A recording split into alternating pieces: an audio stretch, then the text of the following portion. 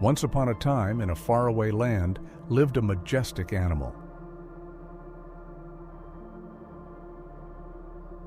Surrounded by snow, it decided to set off on an expedition to far-off lands, to perhaps warmer climes.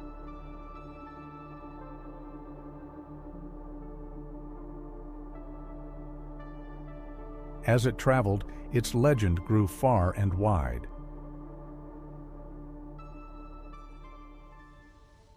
The legend of the planet's most charismatic animal, the tiger.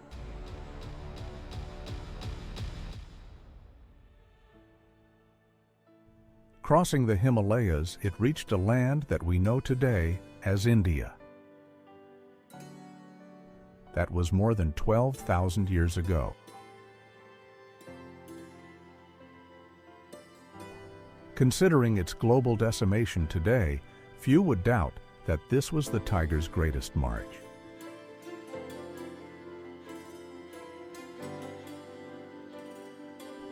When it reached this new land, the tiger liked what it saw.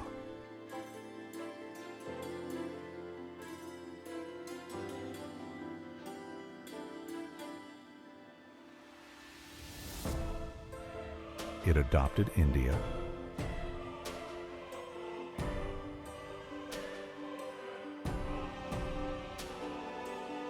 and India adopted the tiger. Thus began a love affair that has few parallels in the world. Tiger and India, often synonymous to each other. But the fairy tale is now set for the most decisive test it has ever faced.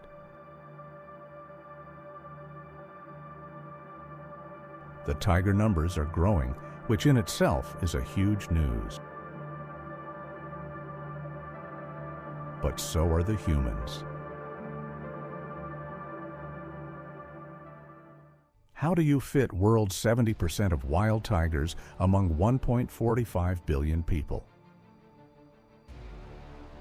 India's ambitious development agenda leaves little room for wild animals. Will India be able to meet this monumental challenge? On it hangs the future of the world's most iconic human-wild animal love story.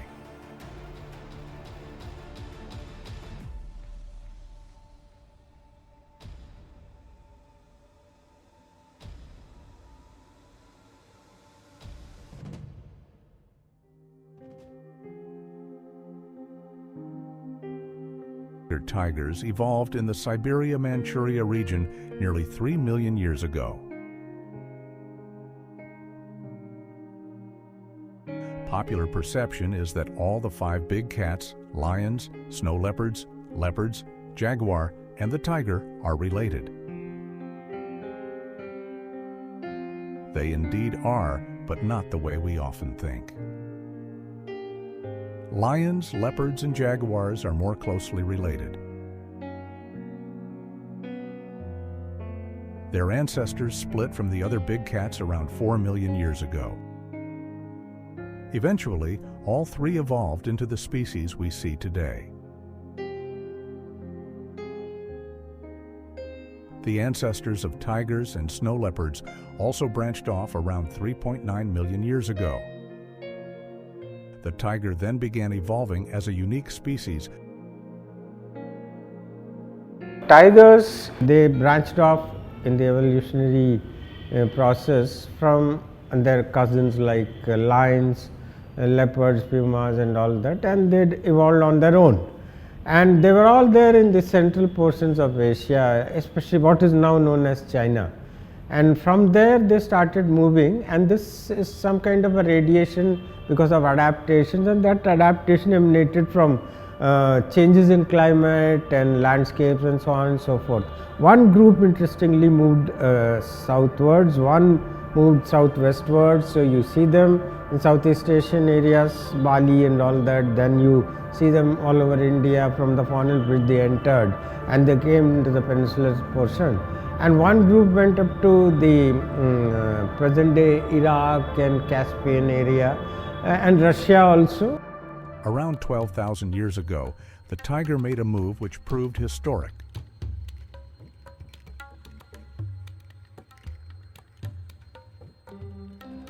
Using the eastern Himalayan route, it reached India.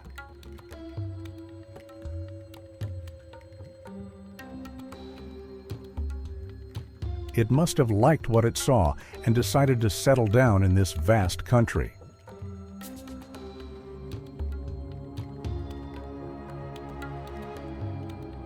The best move it could have made, looking at its decimation in all other regions it had conquered.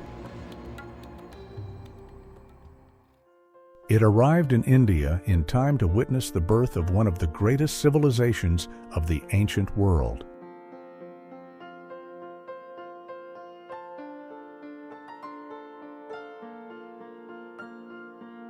Humans were learning to build boats to sail globally for trade.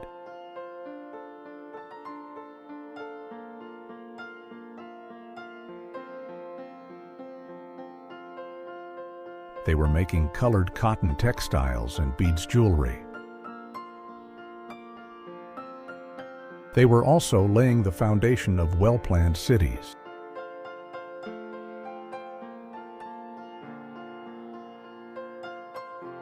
"10,000-year-old cave paintings found in central India confirm that Indians were growing in the company of the tiger.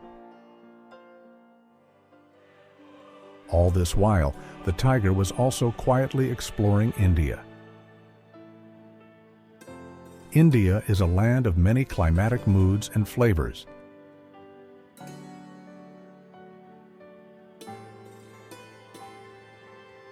Intense heat, soothing monsoon rains, snow, vast expanse of yellow desert, and white one too.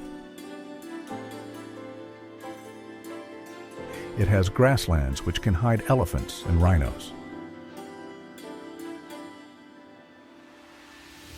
There are impossible marshlands where life is a challenge.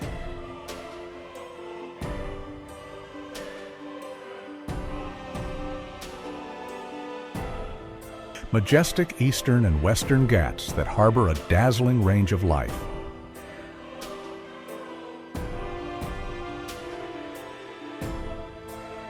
Rivers, plains, and mountains. The tiger mastered them all.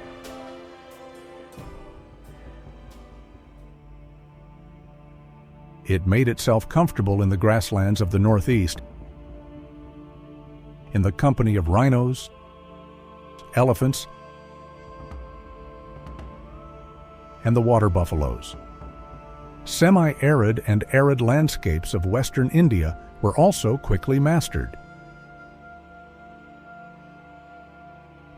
Even the swampy marshes of the world's largest mangrove forests failed to deter the march of the tiger. In fact, it adapted beautifully by reducing its body size and adding fish and other aquatic animals to its diet. And it became an expert swimmer to move across the narrow water channels.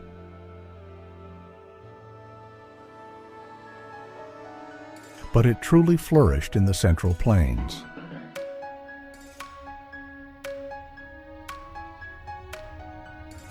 This is where the legend of Shere Khan was born.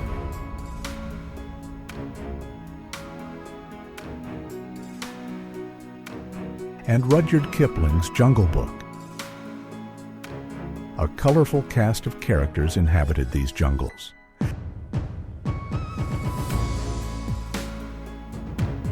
Bagheera, the leopard, Baloo, the bear, King Louie, and his troop of monkeys,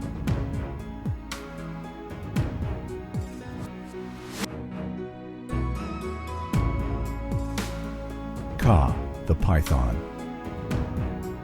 vultures, and Colonel Hathi and his marching brigade.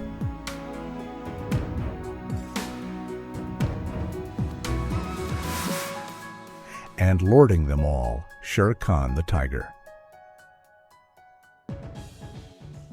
Under his protective umbrella, the central India jungles became idyllic haven for an abundance of biodiversity.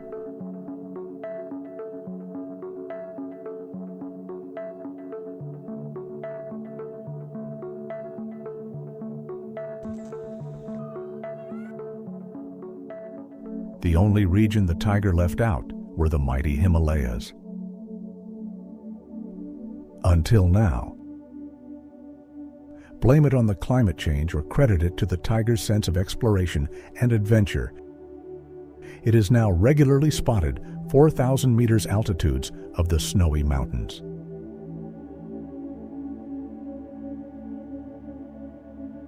The home of its sister species, the snow leopard.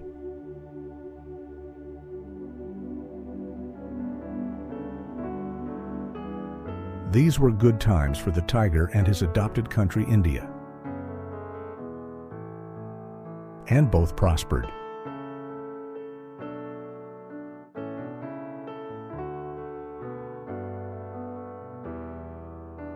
There was a time when India was home to 100,000 tigers.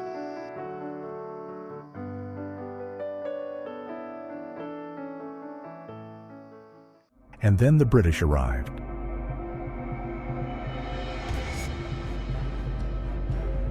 To the new ruling class, which had not encountered tiger before, it was both a game and a pest. Unlike the Indian people, who have a history of tolerance and affection for wildlife of all walks and shape, they have a deep cultural and spiritual connect with nature. So it's indeed surprising that given the human densities, the poverty, and the small forest fragments that we have in India compared to many of the Southeastern Asian countries where forest tracts are large and people densities are low, the wildlife values in India are much higher. It's an enigma. And that enigma can be resolved by looking at the culture of the people, their attitude towards life in general and wildlife in particular, the philosophy, the religion and the culture associated with it.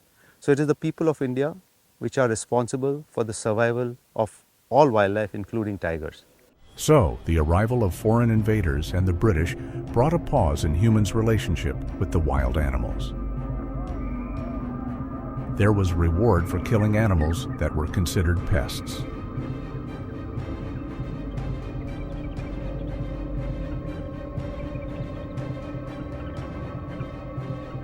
For a tiger, it was rupees 10, a royal sum at that time. It was an exciting thought to shoot a tiger from an elephant's back. Soon we were headed into the jungle and the appointed location to which the beaters would drive the tiger toward us. Equally destructive was the game of Shikar. Maharajas and emperors were indulging in it earlier too, but the British took it to unprecedented levels. Shikar, or the hunt, was the worst kind of cruelty.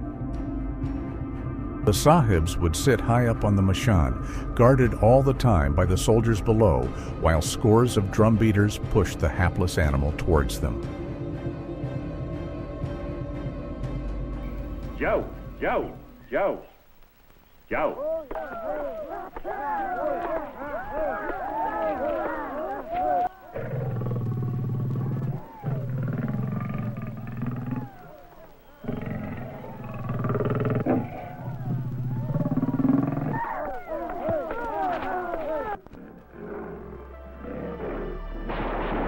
It is believed that between 1875 and 1925, India witnesses the destruction of 80,000 tigers.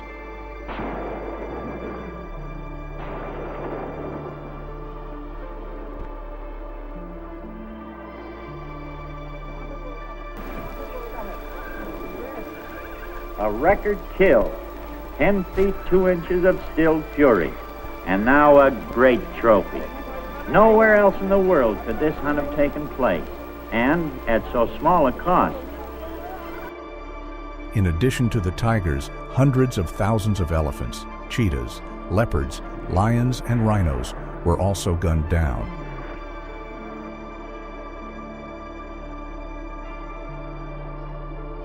It is believed that India lost about 150,000 leopards and 200,000 wolves to Shikar.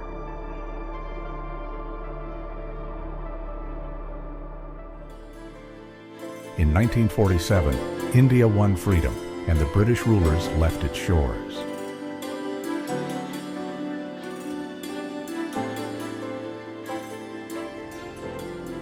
But not the Shikar. There was no respite for the tiger and the other wildlife. It was now the Indian government that started wooing foreign tourists to visit India for Shikar. Advertisements were routinely inserted in foreign media to invite tourists for tiger hunt. Indian companies offered packages of USD 4,800, which allowed foreign tourists to kill a tiger.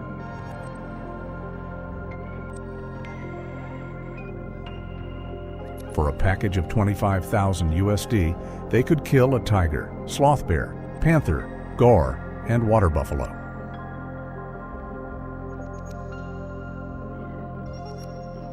Tiger numbers continued to deplete, but there was no estimation on how many were left in the jungle.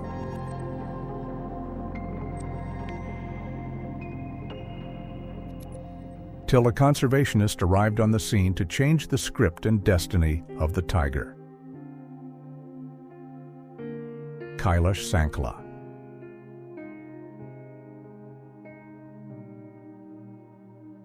As a forester, Kailash Sankla had been a witness to the decimation of the tiger in Indian jungles.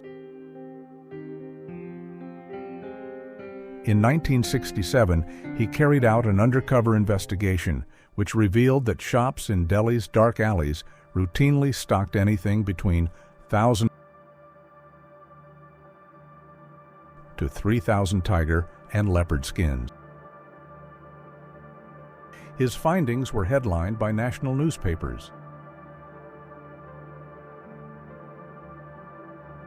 The Indian government finally woke up to the need for conserving its tiger populations.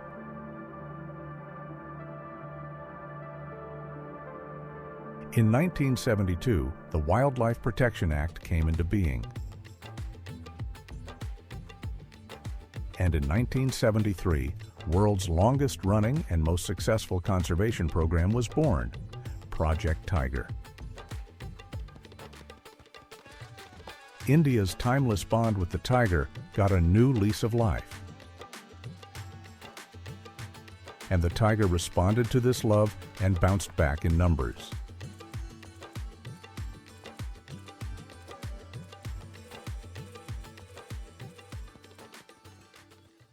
When the project was launched, India had 9 tiger reserves and 2,000 tigers spread across an area of 18,000 square kilometers.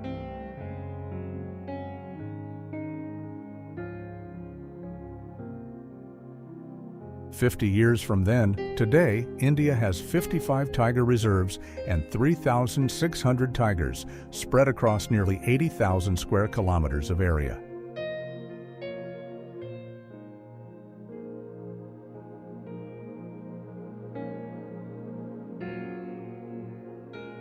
India is also a country who is having 70% of the tigers living in wild, which is the largest wild population in our country.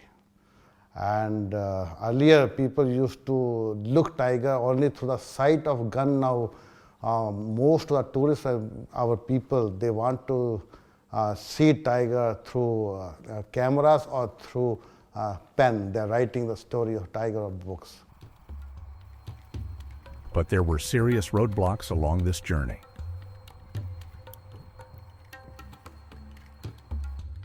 In the early 2000s, the country was shocked when it was revealed that tigers had gone extinct in 2 of the tiger reserves. First, the Sariska Tiger Reserve, and then Panna lost all their local populations of tiger to poaching. India could no longer afford to remain complacent. Good, attention. Stand at ease. Attention. Serious measures were needed to safeguard the tigers, even within the designated tiger reserves. Since then, anti-poaching measures have been intensified.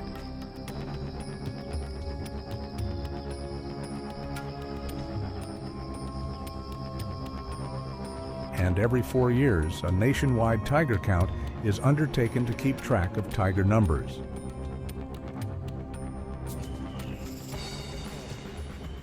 See, tiger is like a brick of gold walking around in the forest with a huge price on its head. Poachers can come and devastate populations in no time. To keep the pulse of this and keep tabs on what's where, how the population is faring, is it stable, is it declining, is it increasing, it's important to know across India how the tiger populations are faring. The thing is, the tigers are long-lived. They live for about 16, 18 years. So we decided that the whole census operation is quite expensive. So once in 4 years is a cycle we thought that we should assess tiger populations across the entire country to keep the pulse of the national tiger population. And wherever the tiger populations are breeding and act as a source to populate the entire landscape, we monitor them on an annual basis, because these are the heartbeats which pump tigers across the entire landscape. And if you have the heart under control, then the blood vessels are going to carry the tigers across the landscapes. So that's the idea of monitoring at a national scale and then monitoring at tiger reserve scales, which is the source populations. Latest scientific and technological tools and artificial intelligence have made it possible to get an accurate picture of the tiger population across the country. This has been made possible by an army of more than 50,000 foresters constantly at work to look after the tiger. Patrolling the mud tracks on foot or on bicycles, these frontline staff are the backbone of tiger conservation mission.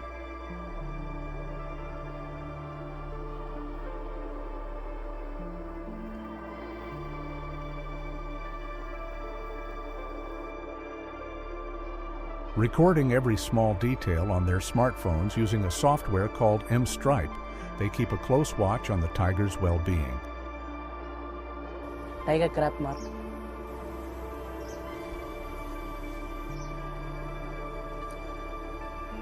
And take a photo. Click OK. Look the form. The carnivore, tiger,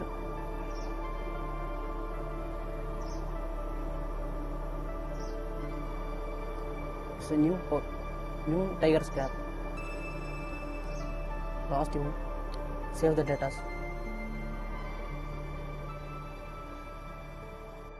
Perched up high on watchtowers, sometime even temporary ones, they are on duty day and night.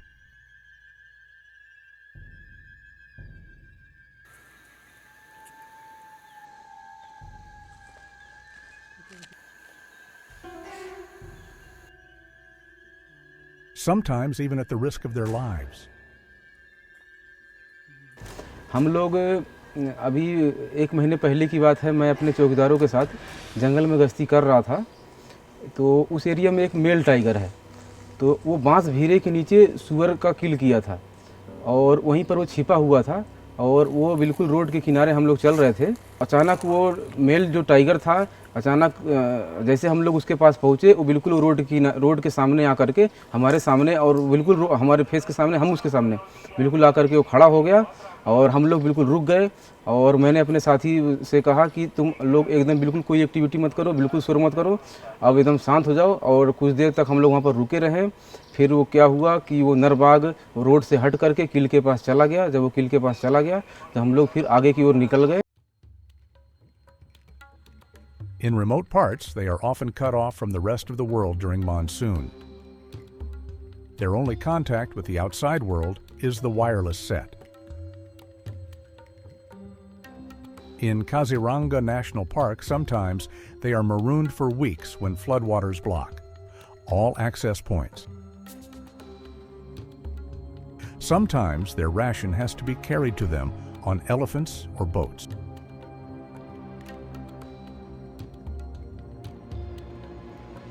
In Sundarbans, there is the constant fear of attack by the tiger as they patrol the narrow water channels. It is their commitment which has seen the tigers flourish in India.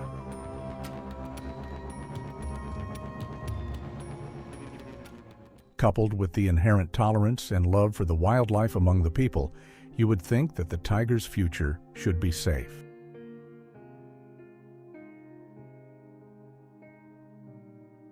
But there are some serious challenges.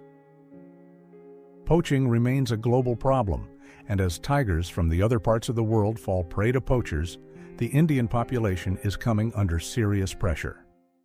Illegal trade and subsequent poaching is the major threat to global tiger populations, the same in India.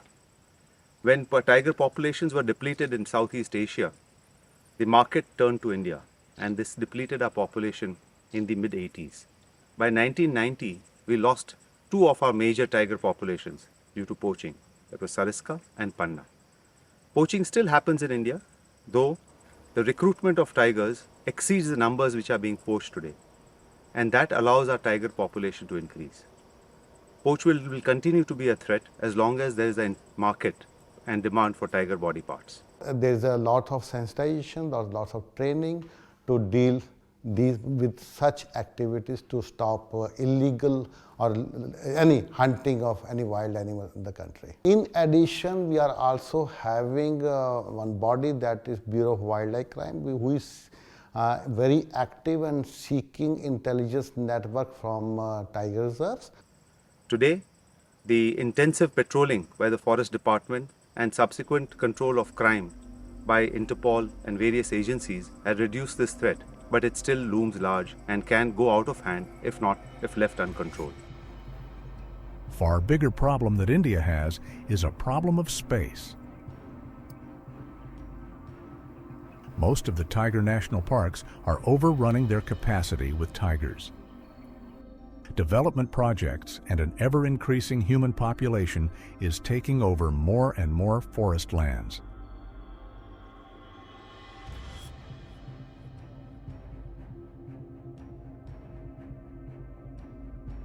And a rush to development without any proper thought or understanding of how it is going to have an impact on nature is going to be devastating in the long run. I'm not saying that development should not happen, but it should happen hand in glove with conservation. The tigers are being forced to live within small patches of protected reserves. A tiger usually marks an area of 70 to 100 kilometers as its home territory.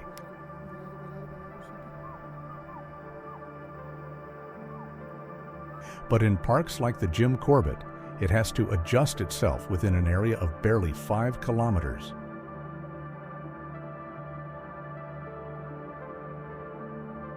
In Bandhavgarh, the tiger gets 11 square kilometers.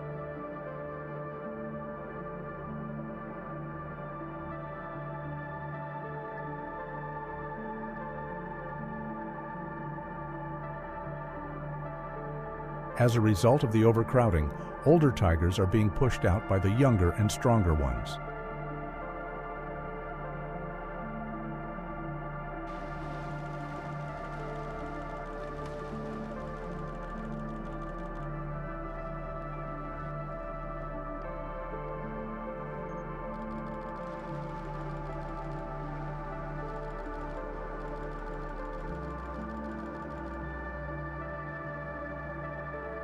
These have to live like nomads outside the protected areas,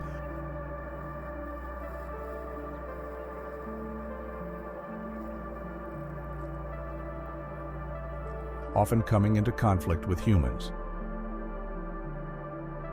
They are easy targets for poachers. Almost 40% of Indian tigers, that is around 1,300, are now living outside the protective umbrella.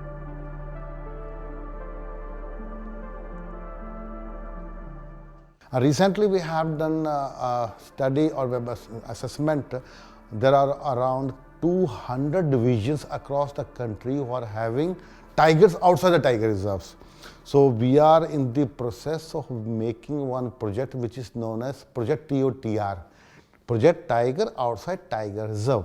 Under this project, we are going to sensitize people, we are going to do capacity building of staff, and we will also equip such divisions who are having tigers, but they are not part of Tiger Reserve, with extra equipment for dealing with such conflict animals, and to keep away other negative forces who are going to harm tigers. So we are on this way.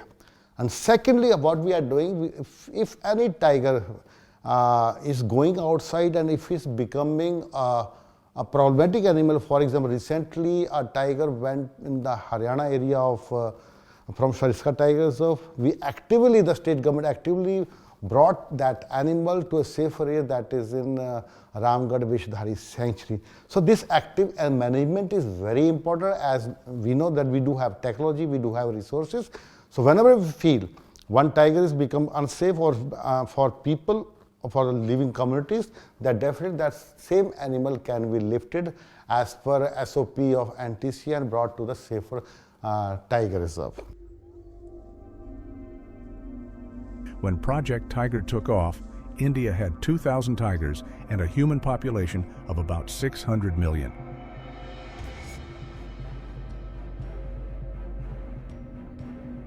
Both have doubled since then.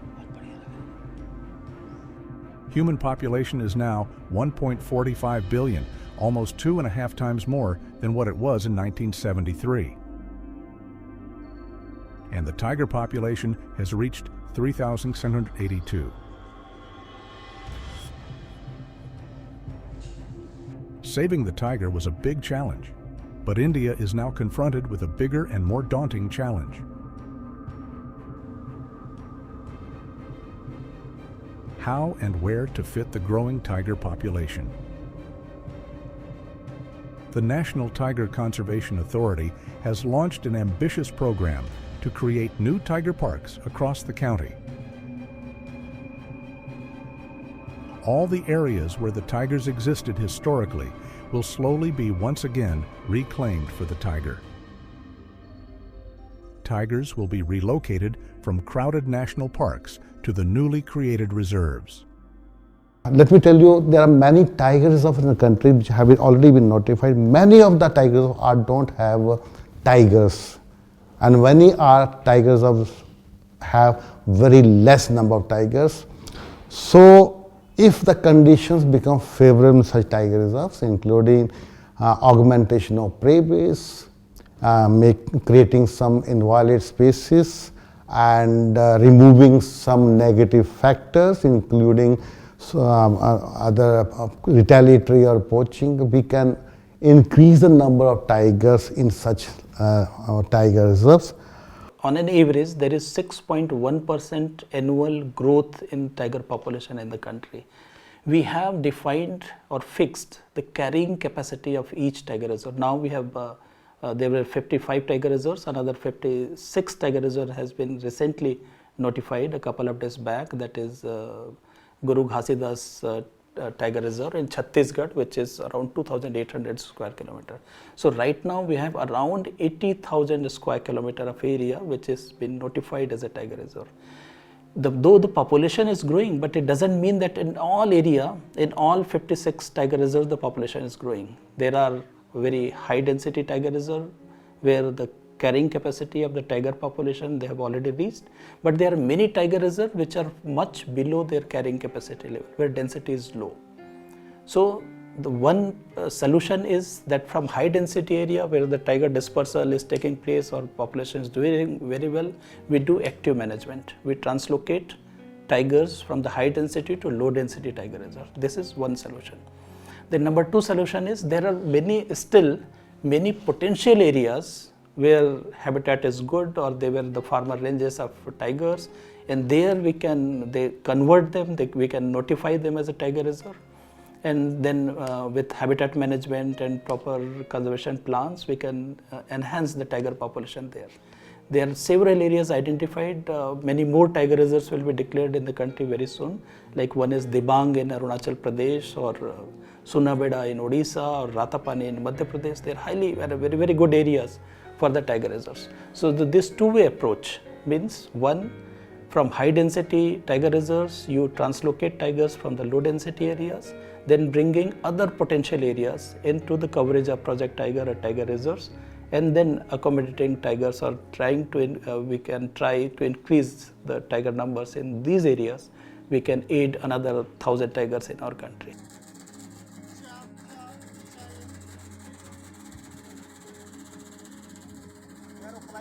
Work has already begun on some of these projects.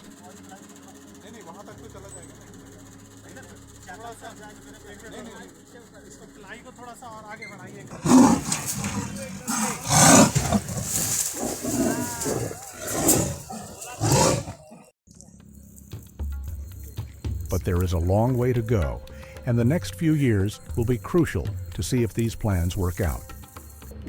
You can't wish away a metro, which is already there. If you see the nightlight map of India, very little scope is there to secure such inviolate areas. Because you can't just dump them. They are territorial, you have to take care of all that. Also you have to take care, while you do the inherent biological carrying capacity, the social carrying capacity. We are not introducing something which will have a pest value. The people will poison it. If not poison, they will be facing a lot of trouble, interface trouble.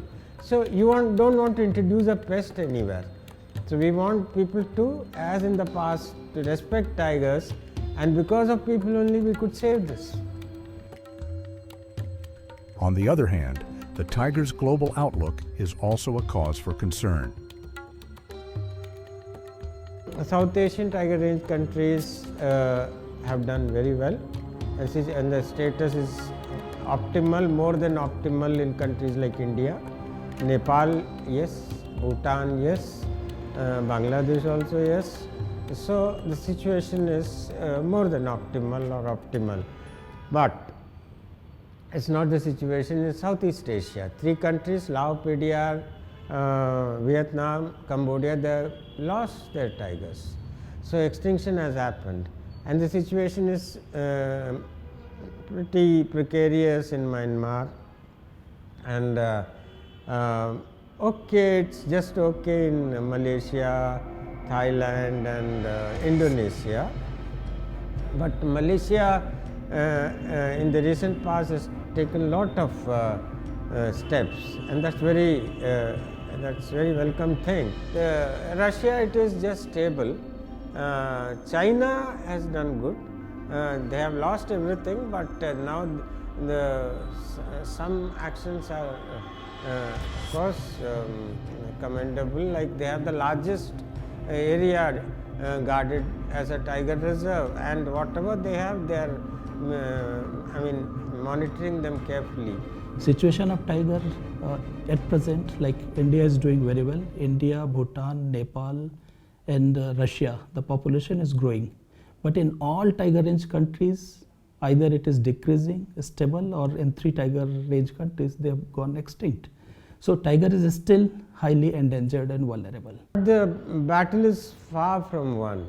Nowhere like India, the kind of success we are seeing here, nowhere near that. India remains the tiger's best bet for long-term survival. But there is a limit to the number of tigers India can accommodate.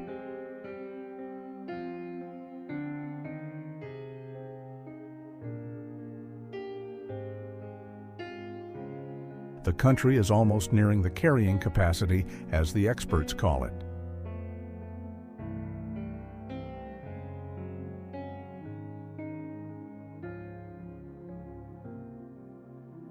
The tiger has shown its resilience to overcome many challenges to survive thus far on the planet.